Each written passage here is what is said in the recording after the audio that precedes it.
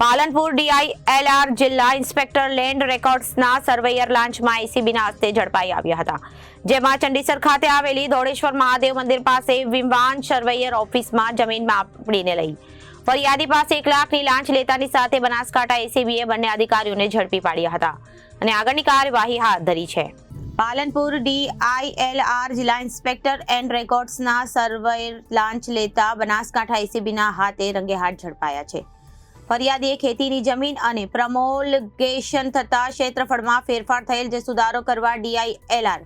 જિલ્લા inspector land records કચેરીમાં અરજી આપી હતી, જેમાં બંને અધિકારીઓએ જમીન માપણી કરી ફરિયાદી પાસે 1 લાખની સર્વેયર ભાવેશ કુમાર દલપત પતાણી અને રામાભાઈ લક્ષ્મણભાઈ ચૌધરીએ લાંચ માંગી હતી. જો કે ફરિયાદી લાંચ આપવા માંગતા ન હતા અને બનાસકાંઠાના જિલ્લા એસીબીનો સંપર્ક કર્યો હતો અને એસીબી દ્વારા છટકું ગોઠવવામાં આવ્યું હતું, જે આધારે આજે બંને અધિકારીઓ વિવાન સર્વેયર ઓફિસ ધોળેશ્વર મહાદેવ મંદિર સામે ચંડીસર ખાતે ફરિયાદી પાસે લાંચના પૈસાનો સ્વીકાર કરતા એસીબીએ રંગે હાથ ઝડપી પાડ્યા છે અને કાયદેસરની કાર્યવાહી હાથ ધરી છે.